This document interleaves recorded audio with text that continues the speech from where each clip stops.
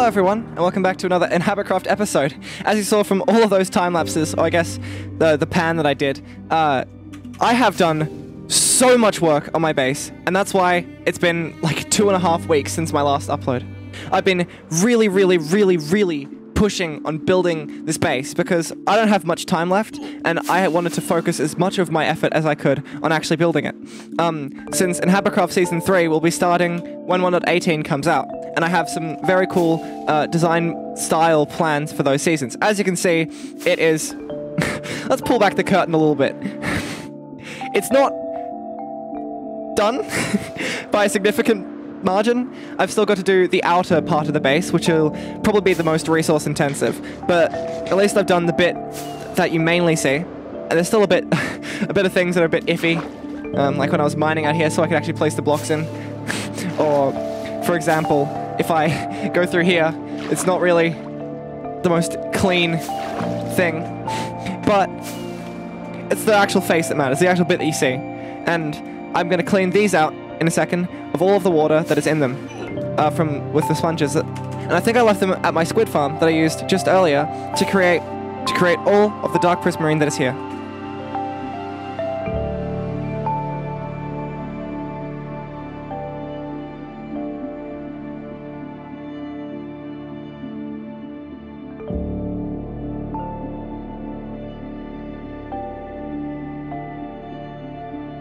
And so, after that time lapse, you see that, in fact, the entire base is now filled in with all of the different, well, not filled in, sorry, all of the, like, excess sand here has now been removed, and it's now nice, clean, sloped down to the bottom of the area. So now, this entire middle part of my base is done, apart from lighting up. I mainly just need to, connect the large part of the base back to this part of the base, and then the entire base will be done. So cool. Next thing next. And can I just quickly say, I am never building a geometric base again. Holy moly, this is so tedious and repetitive, just replacing the blocks and the blocks and the blocks. Next season is definitely going to be a multi-building kind of ordeal. And to further prove my point, you can see I'm in a creative test world. This is something else, but let's have a look at what I have planned for my this stuff that I was just showing there. That's my design style for my Vooba base next season. But if we go over here and look at this, this is the kind of style that I will be building in for my next season of InhabitCraft. It's quite a cottagecore kind of vibe.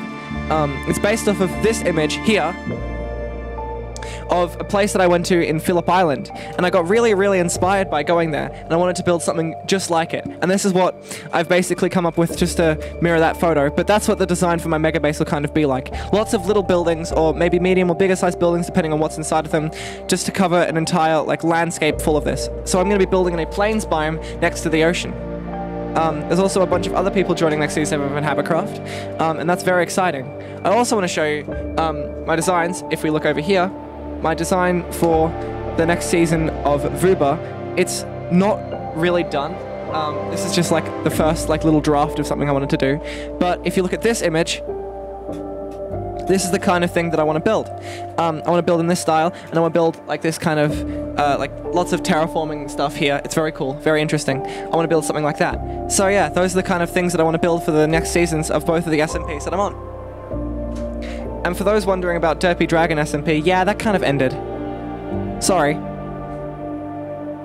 It's also very interesting the time commitment that goes into these sorts of videos. So, 2 minutes of the video that you just watched is the equivalent of 2.5 weeks of work for me. Yeah. I guess that's not really an equivalent investment in time, but yeah, there's a lot of things that actually went into this. Like, I had to go, even with these, right? I had to go and collect so much glowstone. I had to farm gold at a gold farm for a significant amount of time, trade that with some piglins, like many stacks, which took like a few hours to get just enough crying obsidian and glowstone to make all of these respawn anchors, and then I had to fill each one of them with glowstone. Then all of that like terracotta here, I had to go and trade with ages with villagers for that. Then all of this, that had to be tree farmed, gathered from, like sandstone gathered, or go to the end and just mine out outer end islands so I could just get enough endstone to do this. Then, as all of these mushroom blocks, I had to like grow so many mushrooms and just cut each and every one down. Even the leaves was tricky. I had to like grow trees for their leaves because I didn't just grow these trees randomly. I had to place each block in them individually, and at some points I actually kind of ran out of leaves a bit, so you can see that some of them, I think, where is it? Some of the trees don't really have tops on them, but whatever. And then even down here, there's like so many things that like even this coarse dirt that I had to make, like that needs gravel and also dirt to make. And Jesus Christ, there's so much stuff that goes into actually making this, and that's why they're hollow. None of this is actually filled in. There's like just some like general scaffolding underneath, which I'm not really going to talk about. But then also, even to get enough dark prismarine to make this, I had to make a squid farm.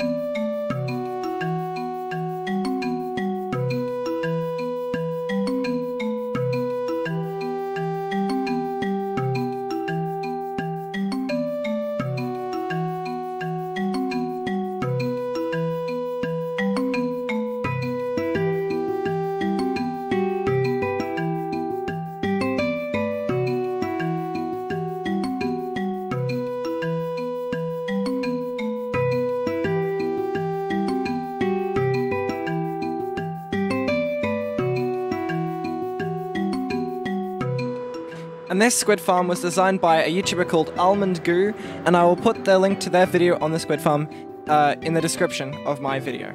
So, as you can see, this squid farm just works by being in a river biome, having like water, like towers, the squids fall through here, land on this, die, and give me ink sacs. It is a very, very efficient farm. Like if I stand here, and let's just stand here for a bit, let's just see how many squids die. Jesus, look how many there are. That's a lot of squids. Like, within a minute, you get like 2 stacks of squid. Oh, not squid, sorry, glow ink sacks. And this could easily be turned into a glow squid farm if I just put, a stone on top of those water blocks. And then it could also make glow ink sacks. So yeah, the link to the tutorial is in the description of my video. Anyway, that's all I've got time for this video. Thank you guys so much for watching, and sorry for the wait. There was a lot of progress in this video. So what we did is we built up a squid farm, traded for hours with piglins, gathered too much glowstone for my liking, and spent 2 weeks working on a project that took 2 minutes to show off on camera. So, thank you guys so much for watching this video, and I'll see you in the next one. Bye!